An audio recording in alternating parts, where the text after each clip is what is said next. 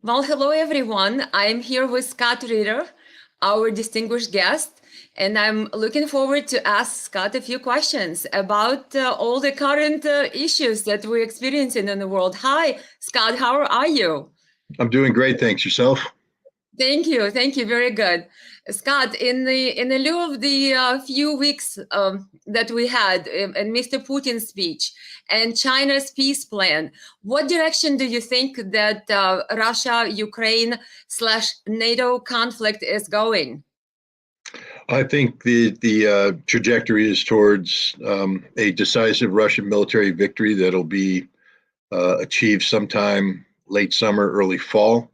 Um, there's a lot of rhetoric being thrown around in the West, but I don't think they're able to match that rhetoric with reality. The tragic reality is what's taking place on the ground in Ukraine right now. A war which, according to General Cavoli, the commander of U.S. forces and NATO forces in Europe, was beyond the imagination of the West to comprehend. The scope and scale of the violence that's taking place is something that NATO wasn't expecting. It isn't prepared to respond to.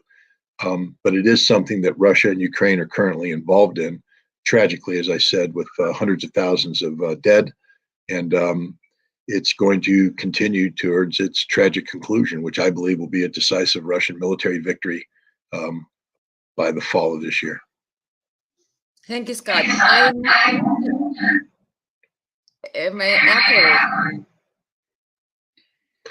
You're okay for me. I don't know how it sounds for you, but Um, Decisive Russian victory. What would it look like? Do you think Ukraine will have to give up territory? well, it's not that Ukraine's going to give up territory. Russia's going to take territory. Vladimir Putin made that clear in his presentation on February 21st, that because of the weaponry that Ukraine has received from NATO, Russia will be compelled to push Ukrainian forces back from the borders of Russia, which include Zaporizhia, Kherson, Donetsk, and Lugansk, to the range of those weapons, which, because the maximum range weapon today is the HIMARS system with the small bomb guided missile, that's 150 kilometers. So Russia, has said that it will be pushing the Ukrainians back 150 kilometers from the borders of Russia. And if you look at that, that means that they're going to be taking Odessa, they're going to be taking Dnipropetrovsk, they're going to be taking Kharkov. And once Russia takes control of these, historically ethnic Russian cities, they're not, I don't believe, going to be giving them back to whatever is left of Ukraine when this conflict is over. So I think Ukraine is going to lose up to 30% more of its territory before this is all said and done. And Scott, do you believe that the West will keep supplying longer range missiles? And this war, even if it ever stops, will start again? Because the West will not stop supplying weapons to Ukraine in hopes that Ukraine can retake the territory that Well, it you can't lost? you can't supply weapons to something that doesn't exist. Um, and when we talk about a decisive Russian victory, understand that I believe, and again, I say this as an analyst, I don't have, I don't get to pick up the phone in the morning and talk to Shoigu or Gerasimov or Putin and ask them what's really going on. But I believe that Russia doesn't want this to be a situation that has the potential of continuing down the road, that they're going to invest all of this effort into defeating Ukraine only to allow Ukraine the opportunity to rise up again and have to repeat the same scenario over. I think this is a one and done conflict, which means that when it's over, um, the Ukrainian army is destroyed. That's demilitarization. And the Ukrainian government has been denazified, which means eliminated, replaced with a government that won't be openly hostile to Russia. And that government won't be receiving weapons from NATO. So even if NATO wants to supply weapons to Ukraine, there won't be a Ukraine when this is done that is ready, able, and willing to receive these weapons. So, whatever NATO is going to provide needs to be provided between now and the end of August, and we already see that they're going to have trouble supplying many of the tanks that have been promised. There's no chance of fighter aircraft being provided this time, and there has been some talk about providing Ukraine with ATACMS missiles that would double the range, 300 kilometers. Two things about that. One, if they provide ATACMS missiles, this won't change the trajectory of the war. It'll just complicate things for the Ukrainians. This will be treated as an act of war against Russia, and Russia will begin taking out the decision-making centers in Ukraine. Ask yourself why it is Zelensky's still alive today. It's because Russia has decided not to kill him. Why would Russia decide not to kill him? Because they've been keeping open the possibility of direct engagement with the Ukrainian government to bring it into this conflict. If you destroy the Ukrainian government, you destroy any trust that exists for the potential of negotiations similar to that which occurred in March and April of last year. But if Ukraine receives long-range missiles and then uses those missiles to attack targets in Russia, all bets are off, and Zelensky will die, Zelensky will die, the parliament will be destroyed, and we go back to Vladimir Putin's February 21st speech. Now Russia will be pushing Ukrainian forces back 300 kilometers, which means all of Ukraine will be taken out. So I think we're at the point where nobody's going to be giving Ukraine these long-range missiles. This is why there's reports now that Ukraine is developing its own long-range missile. They're modifying existing targeting drones, the Tupolev 141, to carry out long-range strikes in Russia based upon Ukraine's own technological capabilities. But I don't think NATO is going to be giving Ukraine ATACMS missiles anytime soon. I could be wrong, but I don't think they will. Thank you, Scott.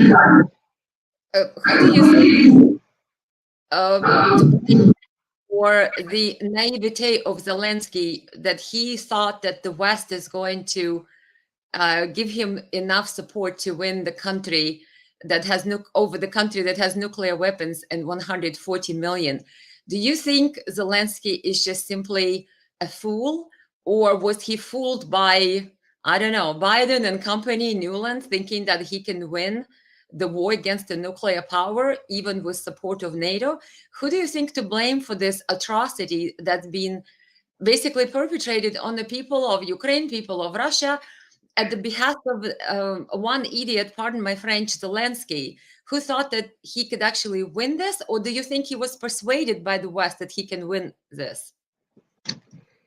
Zelensky, I've learned in the past couple of months to appreciate certain words.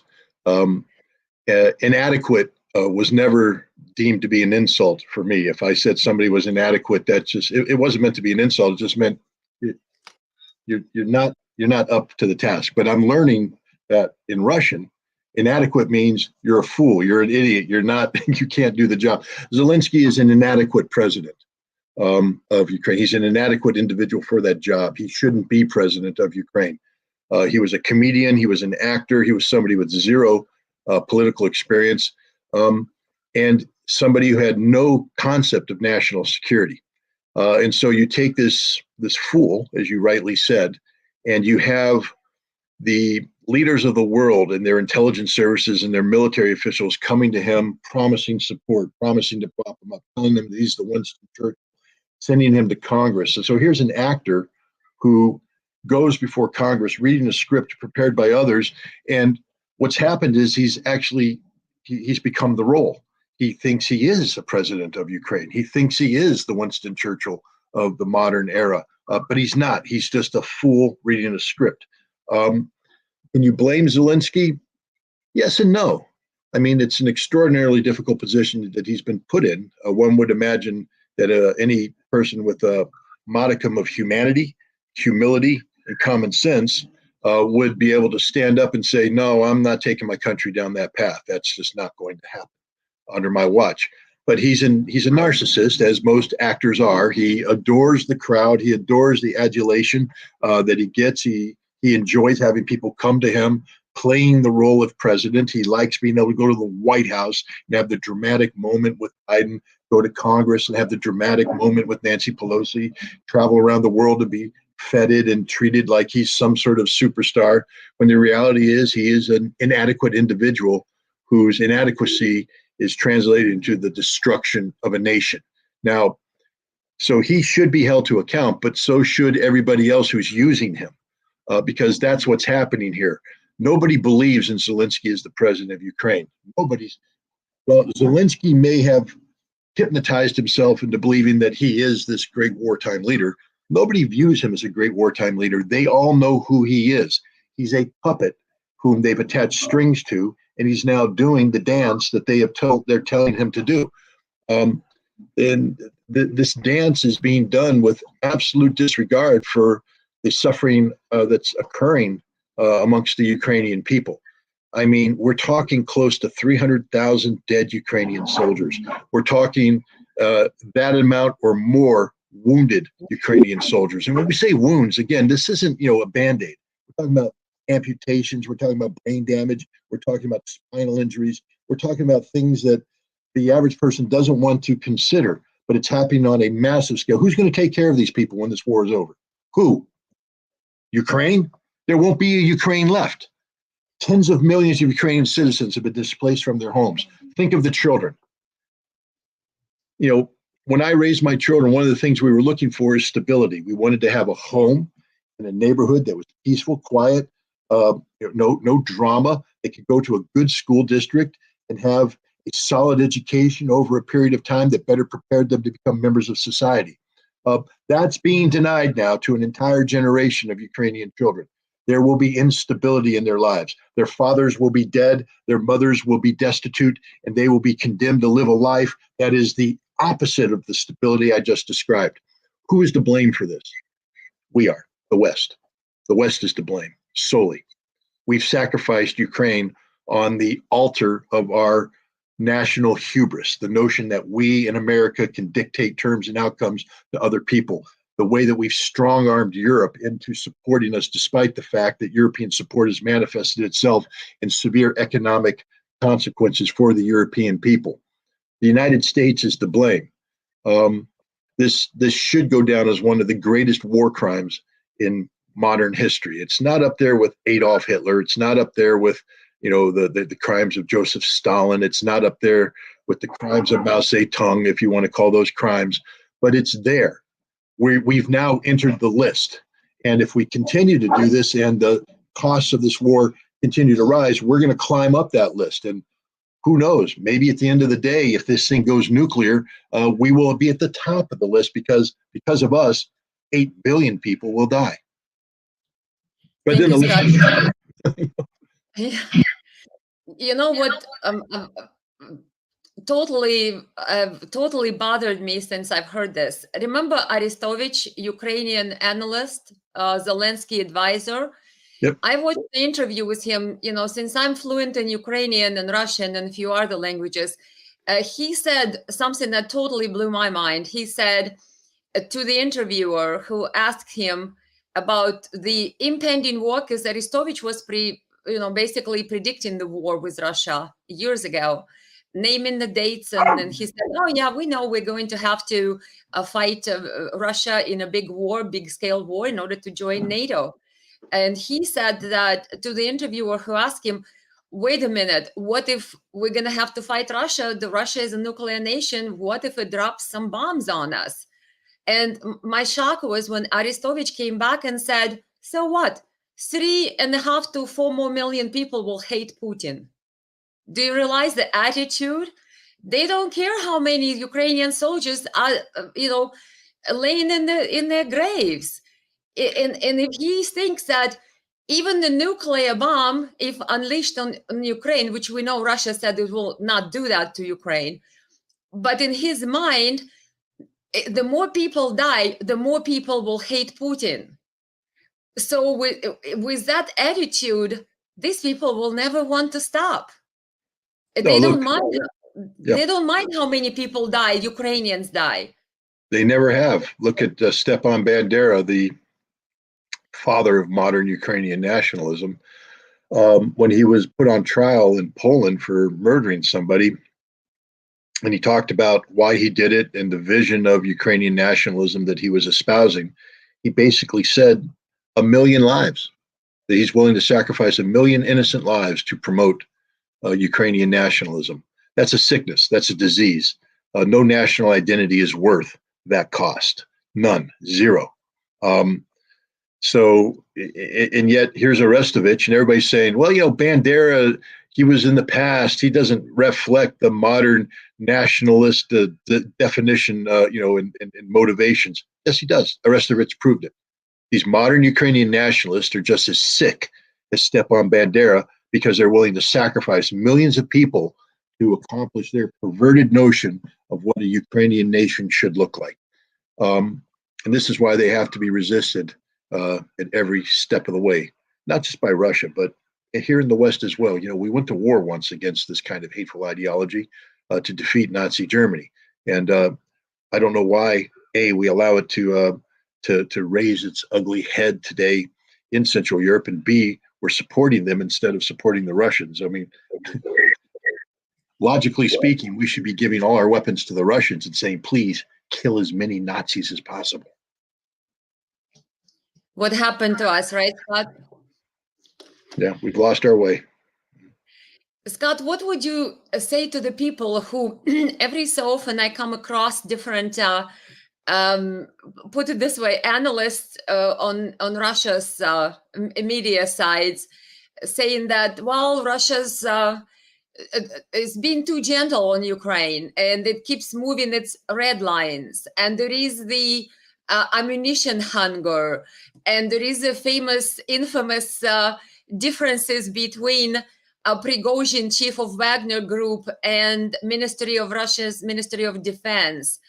What would you say to people who seem to have an approach that maybe Russia is too nice, too patient, moves their red lines too often instead of being a little more assertive when acting, against the West's provocations?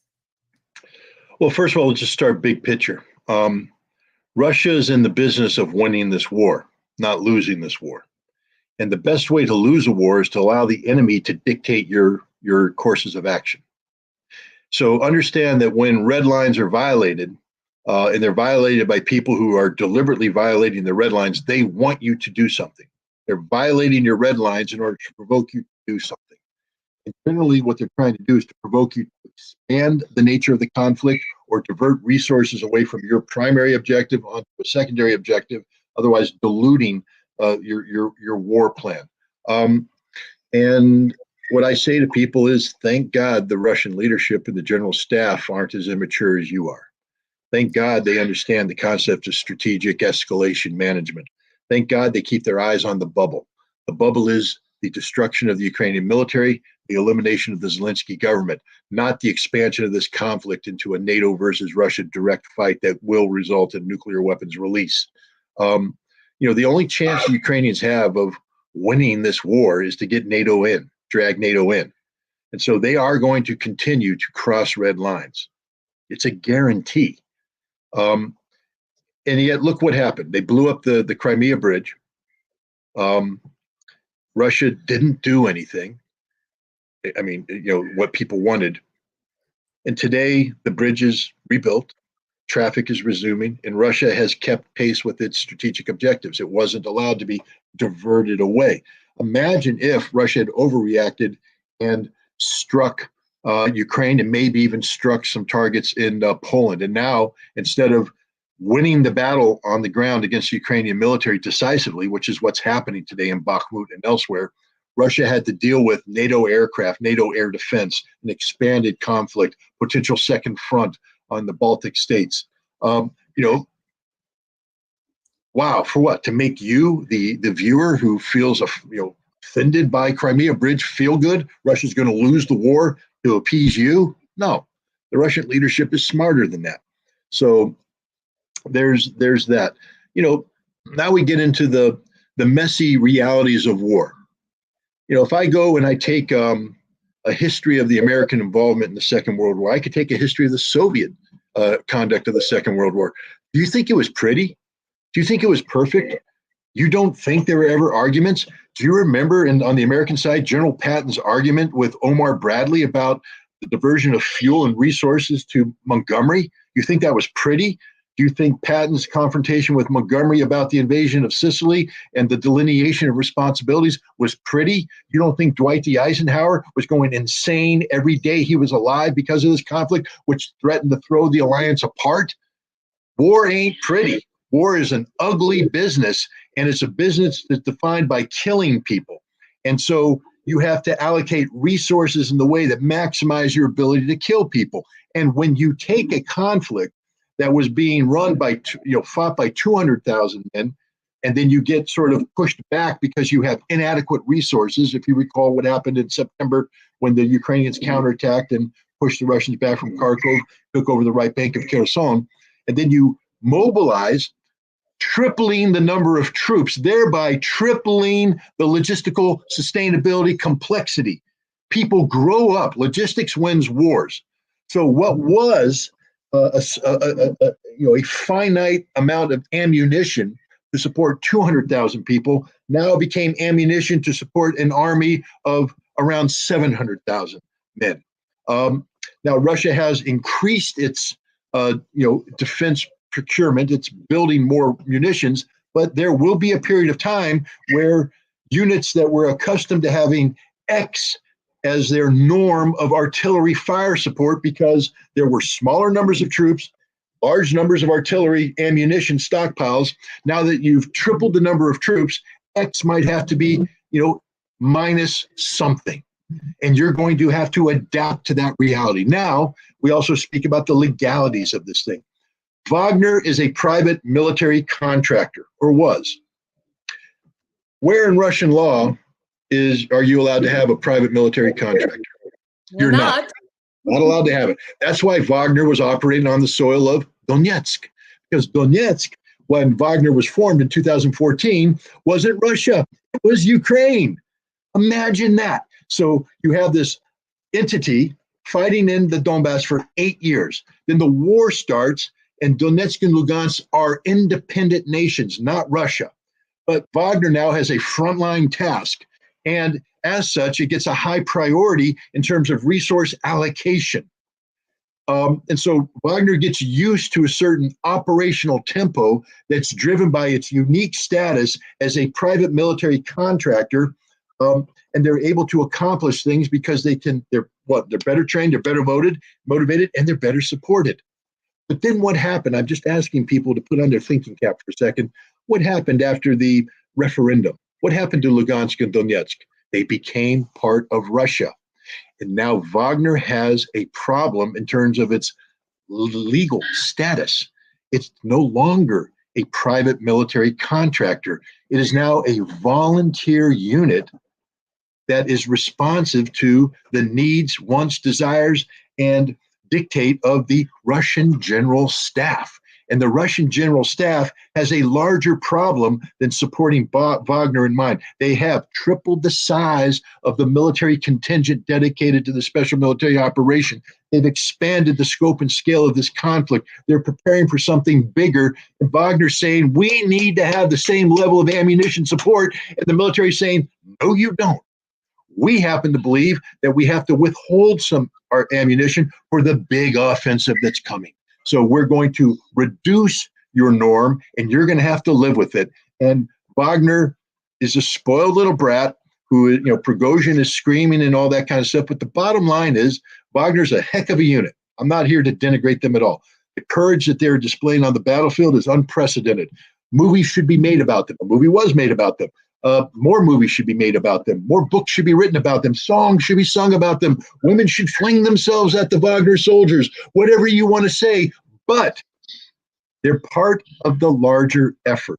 And you have to keep that in mind, that while the battle for Bakhmut right now might be the show, the big show, there's other fighting taking place where other Russian soldiers' lives are on the line, and they require a modicum of support, which means you can't give Wagner everything they want, because if you do that, the other soldiers won't get anything they need, and they will die in large numbers. War is a nasty business. Prigozhin has to recognize that he's no longer the only show in town. He's one of many units competing for a finite level of resources that are being shepherded by the Russians in anticipation of a major offensive operation that is expected to unfold in the weeks ahead. Thank you, Scott. What do you think about Zelensky declaring that he's going to take Crimea back? You know what scares me? when we hear Russia say that in Kherson, for example, Russia is here forever, and then Kherson is given back to Ukraine. I understand logistically it was not possible, whatnot, but Zelensky, for a number of month was saying that, oh, we're going to take back Kherson. Nobody believed him, but he kept saying it. I couldn't believe it when it actually happened. I said, oh my gosh, Zelensky actually was quote unquote right on this one. Then, when Zelensky kept saying that, oh, we're going to get our Azov fighters, our heroes back, when they were actually in quote unquote, I don't know, Russian prison or jail or something in Donetsk People's Republic jail, um, after they've surrendered at Azovstal plan. But Zelensky kept insisting, oh no, they didn't surrender. It was extraction. We're going to get them back. Everybody was laughing at him, including me. I'm thinking, what extraction? They surrendered. And then Russia kept saying, we will never exchange Azov. They have the ideology. They will be prosecuted. They will be tried for their crimes. And then Zelensky kept insisting, oh no, we're going to get them back. And Russia gives Azov fighters back. I'm like, now Zelensky saying that he's going to take Crimea back. Looking at the record, it's a little bit scary that every time it seems like totally impossible, like or exchanging Azov nationalists back to Zelensky. Now he's claiming Crimea. I'm thinking, what if he will? What do you think, Scott? Well, I mean, on Kherson, let me ask you this. The Germans, when they invaded in 1941, took a lot of territory. And I know for a fact that Russia issued orders, for instance, in 1942 for a counterattack in the Kharkov region. And it failed, and the Germans counterattacked and were able to push to Stalingrad. They went into the Caucasus and Voronezh and all this. Wow. And wasn't that Khrushchev in charge of that too? Well, Khrushchev was involved down there, but my point is, gee, how long did the Germans hold that? What? They gave it back, right? And so, well, eventually, right? But Russia Kherson is Russian. It will be Russian again. They suffered a reverse. They made a decision that they're not going to sacrifice thousands of Russian soldiers to hold on to a piece of territory that has, limited operational viability because of logistical sustainability issues. So rather than fight and die for a piece of land that means nothing at this point in time, withdraw, consolidate your troops, and at the appropriate time, recapture the territory, destroy the Ukrainian military, push them back, which is what's happening. So, Zelensky, score a point for him on propaganda. I mean, yeah, he got a little propaganda victory, but how's it looking right now, Zell? Pretty good, right? No, it doesn't look very good for you at all. It didn't work out the way you thought it was going to work out. You're getting crushed in Bakhmut. You're getting crushed everywhere along the battle lines. Azov, it wasn't Putin that said we will never return Azov. It was Pushilin. Oh, okay. The head of the Donetsk People's Republic. And then he can make that statement so long as he is the head of an independent national entity. But when he becomes part of Russia and transitions into the director of a region, a governor of a region, acting governor, he's now subordinated to the will of the Russian leadership, who's looking at it saying, we have a whole bunch of Russian prisoners right now in Ukrainian custody that are getting shot, murdered, abused, and we have a duty and responsibility to get those boys home. I have to think about it. I'm getting ready to mobilize 300,000 Russian service members, and I have to look the wives and the daughters and the families in the eyes and say, I'm going to do everything for these people. They are my number one priority. Now, how do those words resonate is while the president's saying that, but if they get captured, I'm going to abandon them. I'm going to leave them there to get tortured. You think the wives are going, oh, that's okay. I fully support my husband being taken prisoner and being tortured and you not doing anything about it.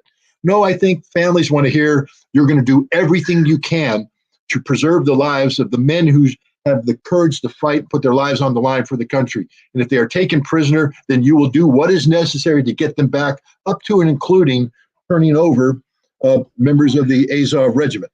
Now, the senior leadership that was turned over, I know is controversial, but they have not been allowed to return to the fight. They're in Turkey right now in sort of an exile status. The other fighters, yeah, they went back. And if they want to return to the fight, good, because guess what happens to them? They die. But meanwhile, the Russian soldier now knows that if he goes out there and he gets captured, that the Russian government is going to do that which is necessary to get him back. And that's good for morale for the Russian troops. It's good for morale of the Russian people. I just think we have to think on a larger scale here other than revenge. Once you incorporate revenge into your thinking, you're limiting yourself. You actually become somebody who can be used, because if I know that you're revenge minded, I can do things that provoke you to respond to me. And remember what we talked about earlier. Russia doesn't want to be in the business of responding to Ukraine. Russia wants to be in the business of being proactive, compelling Ukraine to respond to them. And I just think that the Russian government's been extraordinarily mature, extraordinarily patient. Ukraine will never see Crimea again. They can look at it long distance. Maybe when this war ends, they can apply for a tourist visa, but there won't be Ukrainian soldiers setting foot on Crimea. That's an absolute certainty. Yeah, my concern was regarding Zelensky always making these claims, and then they seem ridiculous at the time, but as months go by, all of a sudden it's there, and I'm thinking this guy is now talking about taking Crimea, and we know Russia said that's a major red line, for them. So I'm still looking for these nuclear war type signs. That this might escalate in a matter of days if somebody just makes a wrong move. Like you said, Russia is trying not to make any moves to stir this escalation, but it doesn't mean that Zelensky can't, and that's kind of worries me a lot. Well, you also have to remember that when Zelensky made these comments about recapturing Kherson, Russia was overextended. And Zelensky knew it. He has been briefed by NATO over and over and over and over and over again that the Russians are overextended. And he knew that they had this newly reconstituted Ukrainian army that had been bulked up with tens of billions of dollars of NATO military equipment that was ready to carry out these attacks. And so there was sort of a realistic scenario for him when he could say they're overextended. Their communications and their logistic sustainability of the right bank of Kherson is limited, and so I'm going to retake Kherson. Okay, it turns out he did, not because he beat the Russians, but because the Russians went, we don't care. We're not going to play that game. We're going to withdraw. But it's a totally different situation today. Russia has built up its forces. They have built doctrinal defenses in depth. Ukraine, meanwhile, is bleeding to death in Bakhmut and elsewhere. Zelensky can say what he wants, but there's no reality attached to the words. This is like me, if let's say that when Zelensky said he could take Kherson, this would have been me in my 30s saying, I can climb Mount Everest. Well, you know what? That was believable. I was in good physical condition. There was a chance that if I trained hard, I could climb Mount Everest. But now Zelensky saying, I'm going to take Crimea is like me today saying, I'm going to climb Mount Everest. There is no chance that will happen. My lungs won't handle the altitude. My legs won't handle the stress. And so it's just wishful thinking. Zelensky cannot take Crimea. With what resources? What resources does he have to do this? What army is he going to use? What army does he have that's capable of defeating the Russian army as it's currently configured? It's just not going to happen. What do you think, Scott?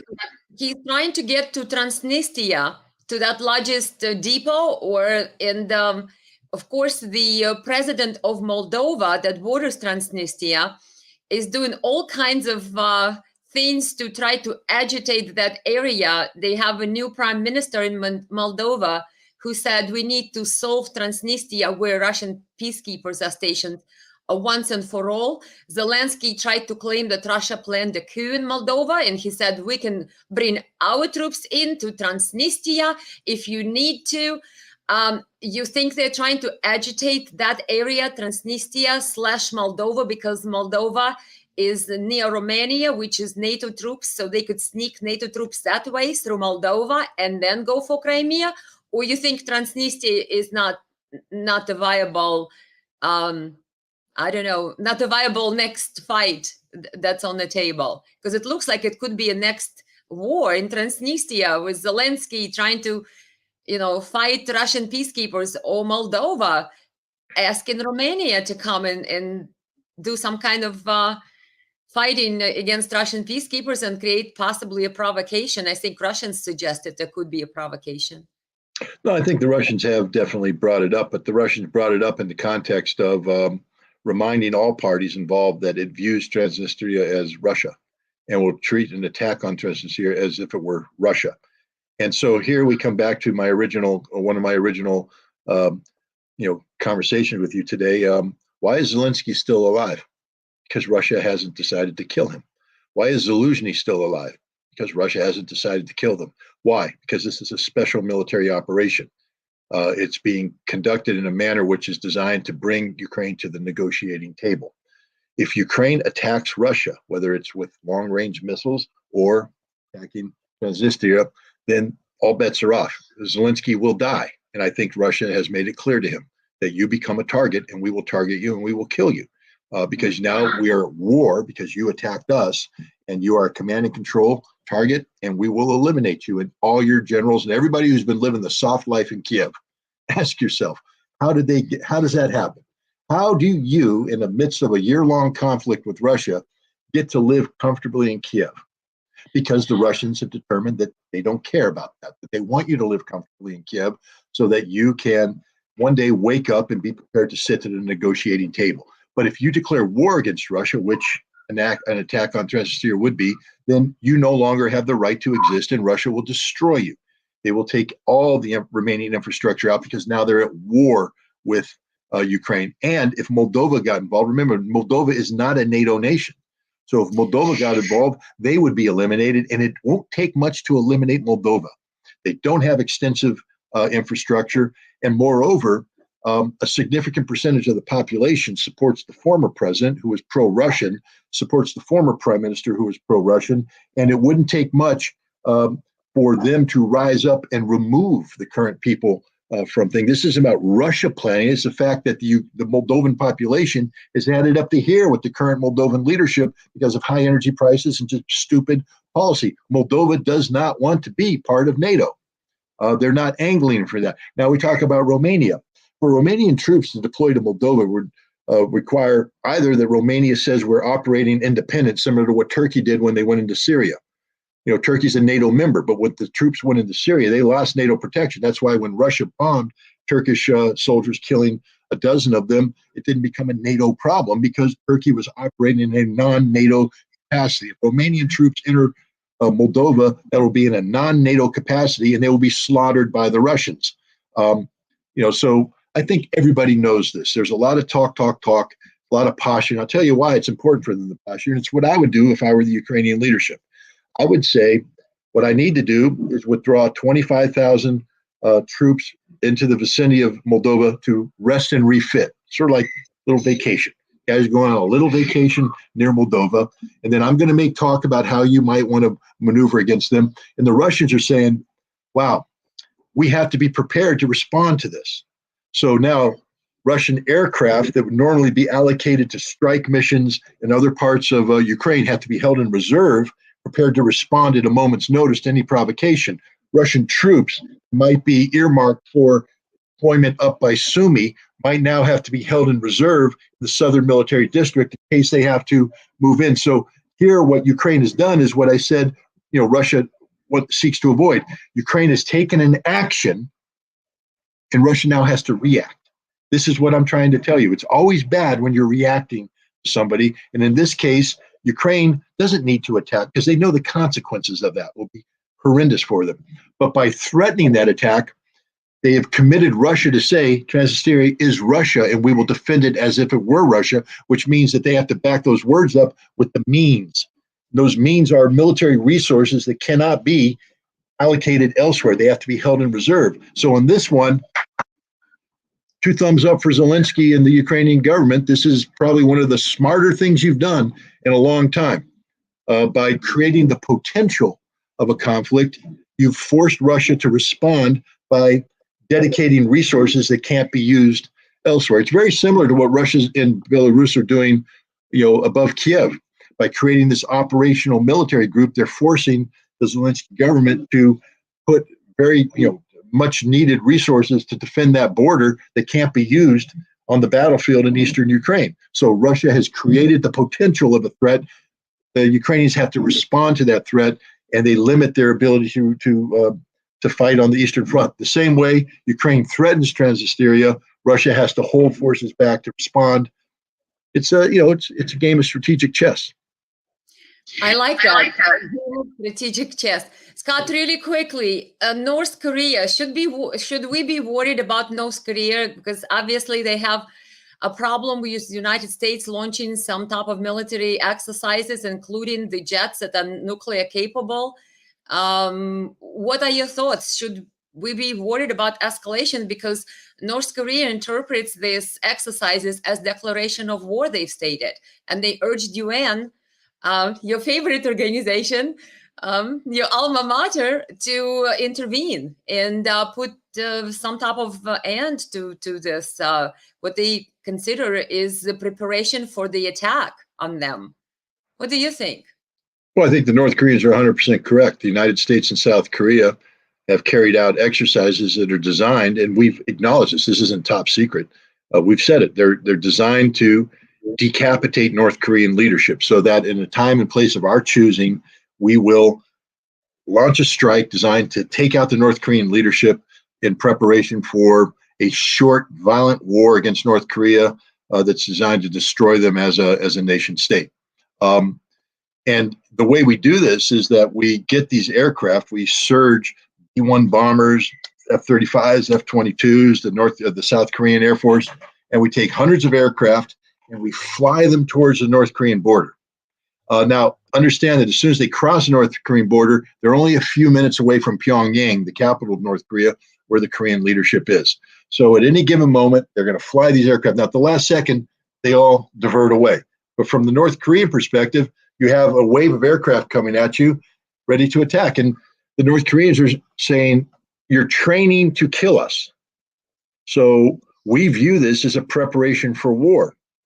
And we are putting you on notice that we may preempt your attack with our missiles that happen to be armed with nuclear weapons. So if you want to play this game, there could be very dangerous outcomes. And the outcomes aren't going to be limited to your facilities in the South Korean peninsula.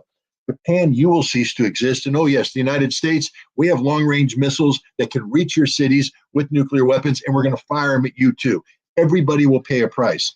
And the North Koreans have backed up this rhetoric by actually testing and deploying these missiles that are capable of doing everything that they have said. This is a very, very, very dangerous situation. And it's one that requires the United States and South Korea to step away from this ridiculous preparation that they're undertaking right now. They claim it's just deterrence. But again, what happens when a mistake is made? What happens when they do it in a manner which the North Koreans decide represents a threat? Or, God forbid, what happens if Joe Biden has a bad day, wakes up and says, execute Plan Alpha, take him out today, and they do it, and instead of turning away, they go in. And then the North Koreans start launching their missiles, because you have to understand the North Koreans are preparing for that. They have a scenario in place that says, if you kill Kim Jong-un, this person here takes over, and they launch. Yes. I agree with you, Scott. I'm always amazed with the knowledge that you possess and impart on us here. But you're absolutely right. I was just going to say that I believe this year the I don't want to venture to pronounce the guy's name. North Korean leader. He has made a law that if he's ever removed of power, like you said, automatically nuclear weapons launched on targets already preset. Are we playing now with North Korea? Are we insane? I mean, seriously. Well, we are insane. We are insane. That's what we are. Right, Scott.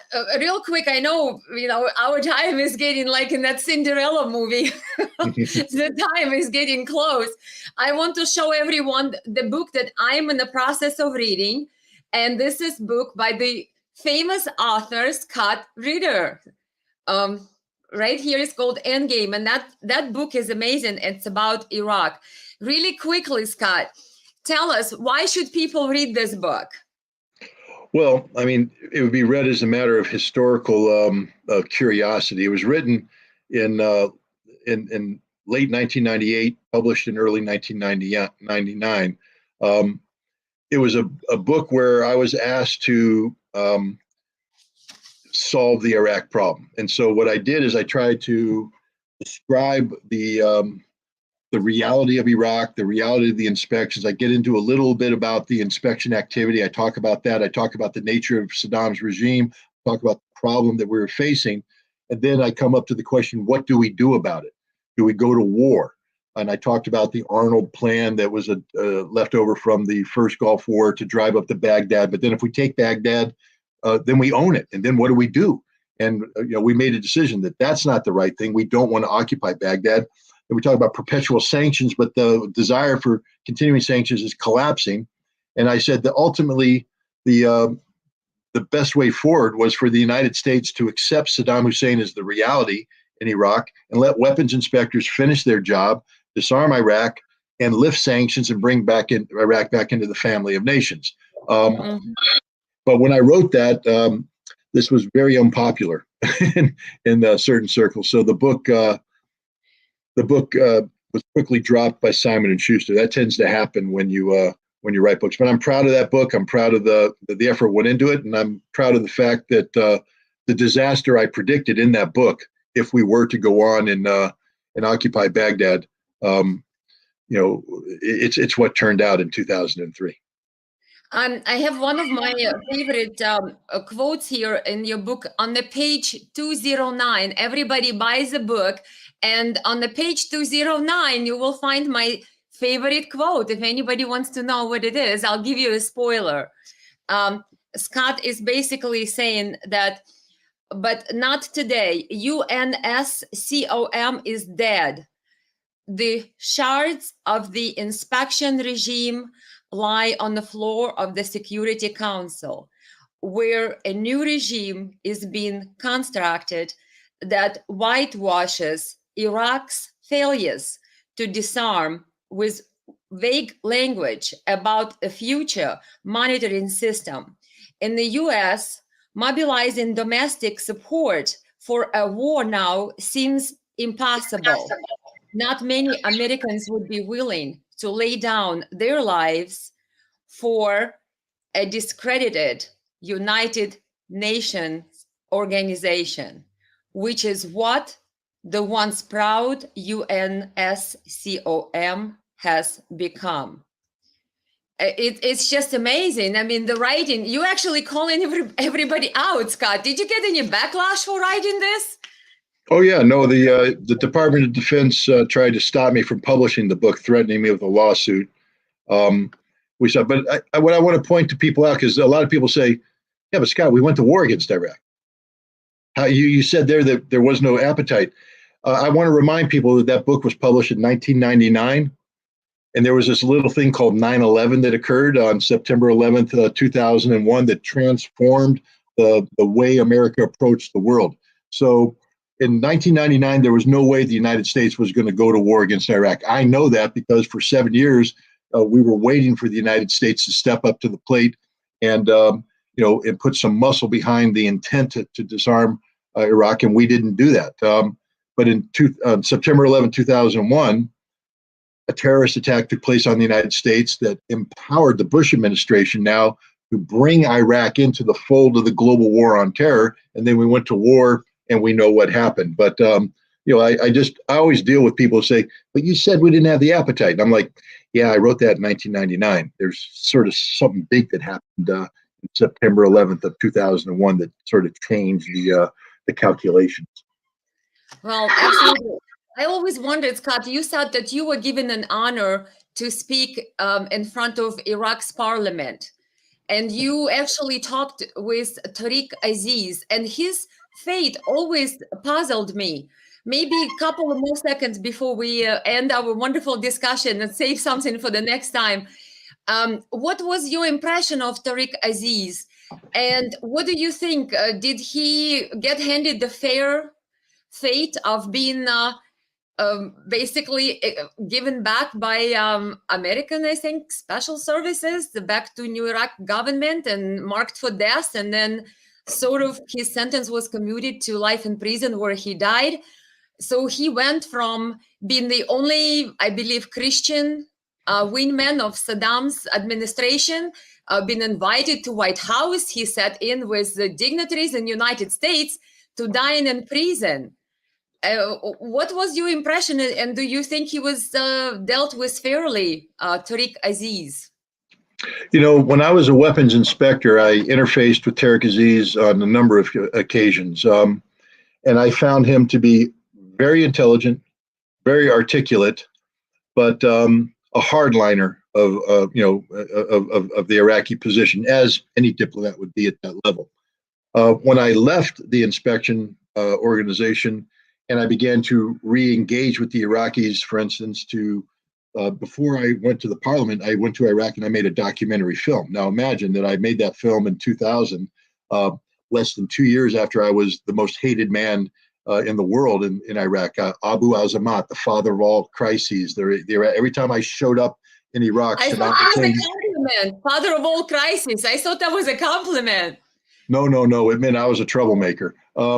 Every time I showed up, Saddam would convene a national security crisis council to deal with the consequences of my arrival. My face would be spread all over Iraqi TV as this is the man responsible for all of your suffering. It wasn't, sort of tense. So I went back to Iraq now to say I want to film a movie about telling the truth about weapons of mass destruction and the UN inspection efforts. And Tariq Aziz had to approve that. So I had to meet with Tariq Aziz, get his permission to come in and do this.